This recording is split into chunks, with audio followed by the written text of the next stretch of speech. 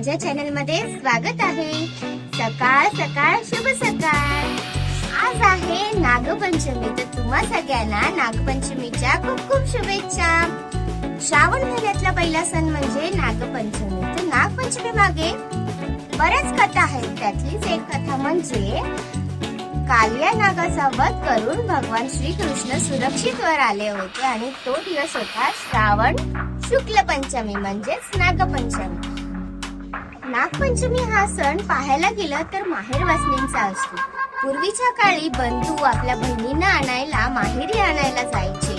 माहेरी आणून त्यांचे कौतुक केले जायचे, वडाच्या पारंब्याला झोके घेतले जायचे, हातावर मेंढ्या काढून हा सण साजरी केला जायचा। नागपंचमी हा सण यासाठी साजरे करतात की प्रत्येक बहीण नागाला बंधू बांधून नागाकडे वरदान मागतात की माझ्या भावाला दीर्घ आयुष्य लाभू दे, त्याला आयुष्यात सुख समाधान लाभू दे।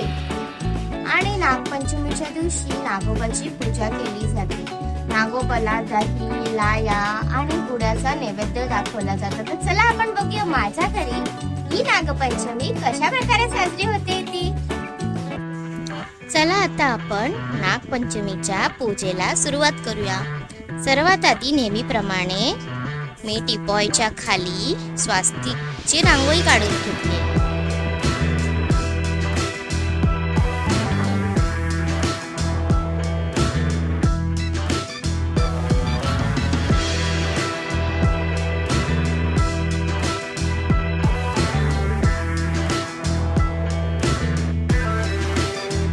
माझ्या हातात फ्रेम आहे, त्याला नाग नरसोबा बोलतात आणि आम्ही वर्षानुवर्ष या फ्रेमची म्हणजे नाग नरसोबाची पूजा करतो।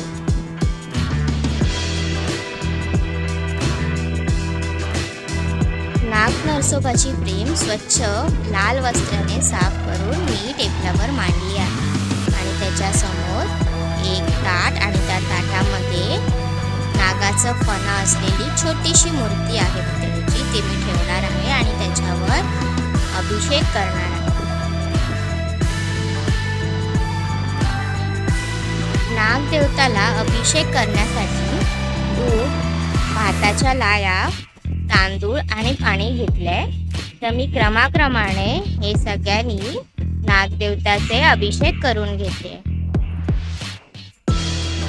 अभिषेक करताना दोन्ही हात अशा प्रकारे नमस्कार स्थितीत ठेवायचे की त्याचा नागाचा फणा तयार झाला पाहिजे आणि या नागाच्या फण्याने नागदेवताला अभिषेक केला जातो।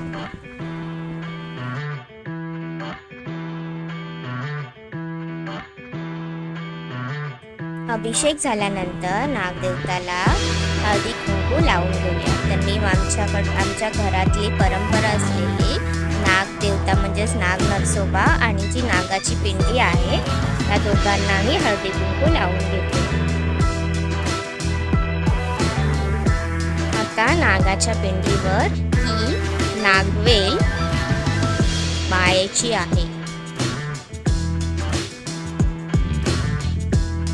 नागवेल वाहिल्यानंतर मी नागाला कापसाचे वस्त्र, हळदी कुंकाचे कापसाचे वस्त्र अर्पण करून घेते।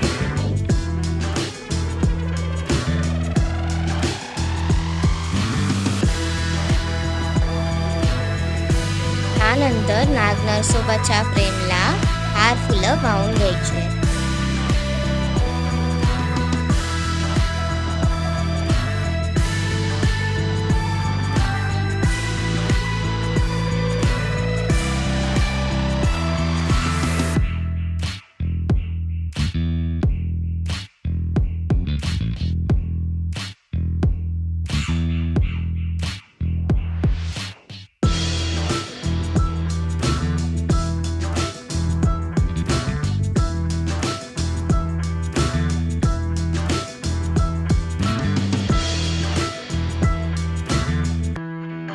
आता विड्याचं पान आणि सुपारी आपले आराध्य दैवत गणपती बाप्पाची प्रतिमा म्हणून पूजून घ्यायचं आणि सोबत नारळ आणि 5 केळ्यांचा प्रसाद तिथे मांडून घ्यायचा।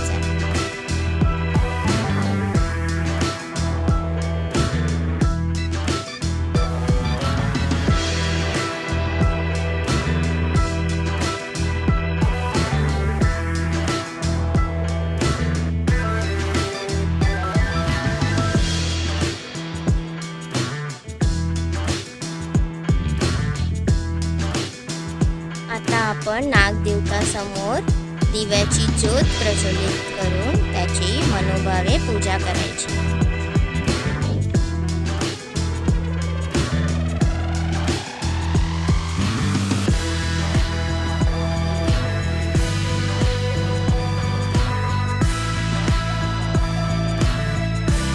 नागपंचमीच्या दिवशी अशी प्रथा आहे की घरामध्ये स्वयंपाकघरामध्ये तव्याचा वापर केला जातो. तसेच स्त्रिया केसांवर फणी विंचरत नाही.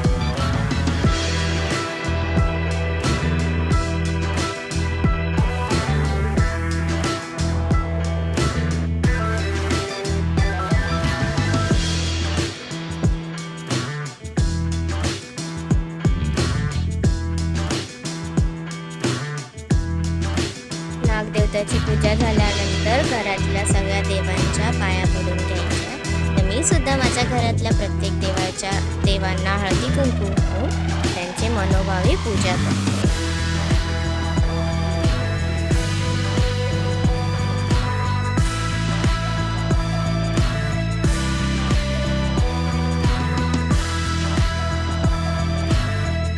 आणि आता वेळ झाली आहे नागदेवताला नैवेद्य दाखवायची.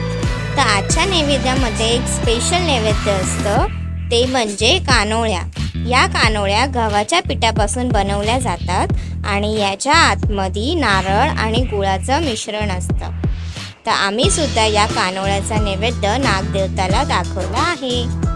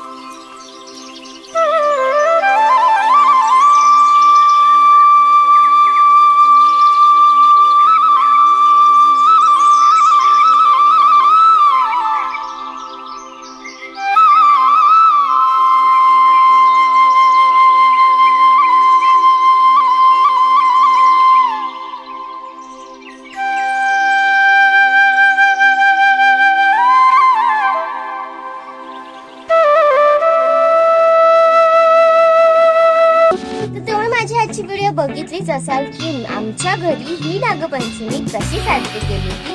प्रत्येकाच्या घरी वेगवेगळ्या रीती पद्धतीने ही नागपंचमी साजरी केली जाते. तर तुमच्या घरी देखील अशा पद्धतीने नागपंचमी साजरी केली जात असेल तर मला कमेंट सेक्शन मध्ये कळवा. व्हिडिओ आवडली असेल तर व्हिडिओला लाईक करा आणि असेच नवीन व्हिडिओ पाहण्यासाठी चॅनलला सबस्क्राईब करा. Bye, thank you.